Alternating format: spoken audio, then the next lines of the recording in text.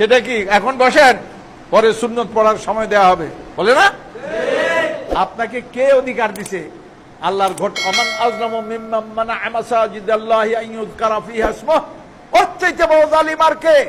আল্লাহর ঘরে তাসবিহ তাহলিল, তার জিকির আজকার, তার নামাজ পড়া হবে, আর এগুলি বাধা দেয়।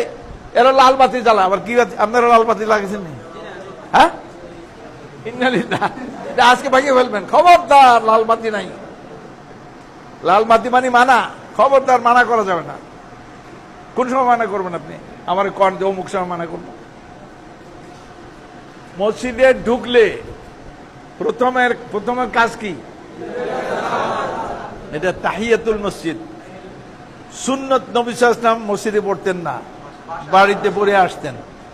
এখানে আসে তাহিয়া পড়তেন যদি সময় থাকে, আর নাইলে ডাইরেক্ট মেম্বারে চলে আসছেন। কোনো বাইরে কোনো কাজ আছে তাহলে পরে সুন্নত পড়ছেন কোনো সময়, কিন্তু বাড়িতে গিয়েই পড়তেন। এবং বাড়িতে সুন্নত পড়ার মর্যাদা বেশি। এখানে 4 রাকাত, বাড়িতে 2 রাকাত, সমান সমান। নবী সাল্লাল্লাহু আলাইহি ওয়াসাল্লাম জুমার পরে কোনো সময় 2 রাকাত 4 রাকাত পড়ছেন মসজিদে, কিন্তু বাড়িতে গিয়া সকাল 2 রাকাত পড়ছেন। তার মানে কি 4 রাকাত আর 2 রাকাত সমান। মসজিদে যেমন ফরজের দাম বাড়ে, আর বাড়িতে সুন্নতের দাম বাড়ে। কেন দাম বাড়ে? এ বাড়ির পরিবেশটা নামাজি পরিবেশ বানায়। ছোট বাচ্চা দেখে, আইয়া কাজ করে দেখে, ভাবে কি করে, আবার সেজদা করার সময় কাজ করে আবার দেখে, ভাবে মাথায় উঠেছি নি। হ্যাঁ, এই যে ছেলে পেলেরা, সন্তানাদি, বউ, সবাই সুন্দর দেখে নামাজের একটা পরিবেশ। আচ্ছা, যাই হোক, তাহলে মসজিদে আপনারা উজু করে এসে, বাড়িতে উজু করে সুন্নত পড়ে এখানে এসে তাহিয়াতুল মসজিদ পড়বেন। তবে ইমাম যখন খুতবা মেম্বারে আসে তখন নামাজও নাই, কালামও নাই। একটা হাদিস আছে, সহিহ হাদিস।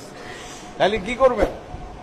এক সাহাবী ঢুকছেন মসজিদে, ঢুকে নবী সাল্লাল্লাহু আলাইহি ওয়াসাল্লাম খুতবা দিচ্ছেন। তিনি ঢুকে না, নামাজ পড়ে বসে গেছেন। তখন তো মসজিদ ছোট ছিল, নবী সাল্লাল্লাহু আলাইহি ওয়াসাল্লাম নজরে সব দেখা যাচ্ছিল। যে বসলো তারও দেখছেন, দেখে আর তিনি খুতবা বন্ধ করছেন। গুরুত্ব কতখানি দেখেন। আহা, আমার মৌলবীদের উপর কান্না করতে ইচ্ছা করে। পড়ালাই নেই, লেখা নাই, হাফিজুদ্দিন মাস্টার। তো দেখলেন খুতবাটা বন্ধ করে তারা জিজ্ঞেস করলেন, আসসালাই, তুমি কি নামাজ পড়ছো? মানে তাহিয়া পড়ছো কিনা?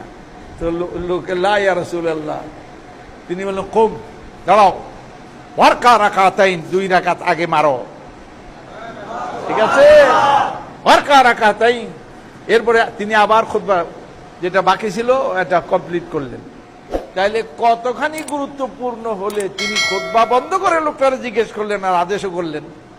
আর আমাদের এখানে লালবাতি।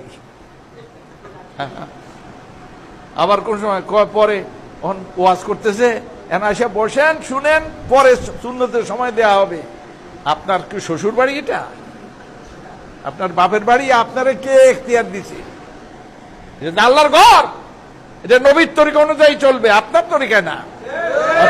কাউকে বলতে পারবেন না তুমি এখন নামাজ পড়বে না, না ঢুকে।